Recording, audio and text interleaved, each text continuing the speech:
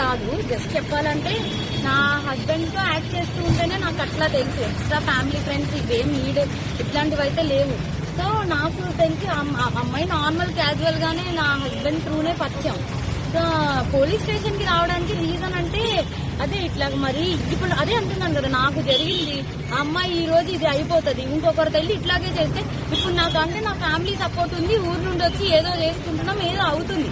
చెప్పాలంటే మా అత్తగారు వాళ్ళు కూడా అందరూ మంచి సపోర్టివ్ గా నాకు ఇట్లా ఉంటున్నారు కాబట్టి ఏదో అవుతుంది.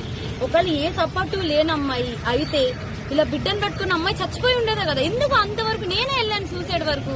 ఎందుకంటే నా దగ్గర మెసేజెస్ ఉన్నాయి. నేను నా హస్బెండ్ చెప్పా 7 ఏళ్ళు పట్టింది ఇలా ఏ ప్రాబ్లం లేదు, ఇప్పుడు ఎందుకు వస్తుంది అంటే ప్రాబ్లం ఎందుకు అయింది ఏంటి అని చెప్పి నేను ఇన్ని మెసేజెస్ చేసినా పొద్దున్న నేను ఫోన్ చేసినప్పుడు కూడా ఆమె ఏమనిందంటే ఈశ్వర్ నాతో లేడు, షూట్ లో ఉన్నాడు, నాకు రెస్టారెంట్ ఉంటే ఆ రెస్టారెంట్ అబ్బాయి కూడా కాల్ చేస్తాను, నాకు ఎందుకు ఉట్టిగా కాల్ చేస్తారు అని అంటే ఇంత నటిస్తూ కూడా ఇట్లా చేస్తుంటే ఇంకొకరి జీవితం నాశనం అవ్వకుండా ఎట్లా ఉంటుంది చెప్పండి మీరే. ఇప్పుడు నేను ఒక మదర్ని కాబట్టి మదర్ ప్లేస్ లో ఉంటే ఆలోచిస్తున్నా. ఇప్పుడు ఎన్నో సూసైడ్లు అవుతున్నాయి. ఇలాంటి వాళ్ళు ఉంటే అవ్వదా?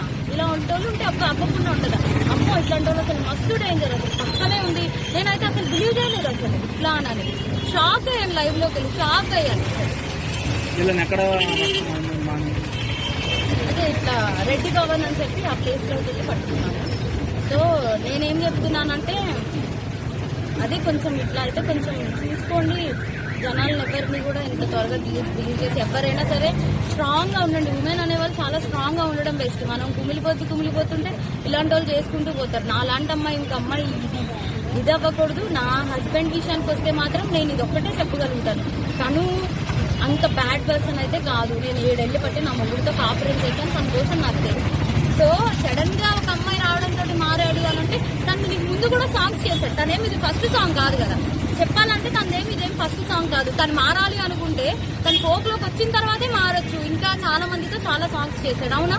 అప్పుడు మారండి, ఇప్పుడు ఎందుకు మారాడు? సో ఇక్కడ క్లియర్ గా అర్థమవుతుంది కదా ఎవరి హ్యాండ్ ఎట్లా ఉంది అన్నది. వాళ్ళతో మారండి వీళ్ళతో మారుతున్నారంటే ఎందుకు అంటే ఇప్పుడు వైష్ణవి సోని ఇట్లా చాలా మంది అమ్మాయిలు ఉన్నారు. అసలు ఎంత క్యూట్, ఎంత మంచి వాళ్ళైతే అసలు ఇలాంటి వాళ్ళు కాదు కదా. ఇప్పుడు అనుకుంటే వీళ్ళందరితో కూడా పెట్టుకోవచ్చు కదా. ఆయనకి 50 సాంగ్స్ పైన ఉంటాయి. సో పెట్టుకోవాలంటే 50 మందితో పెట్టుకోకుండా ఎందుకు ఈ అమ్మాయితోటే పెట్టుకుంటాడు?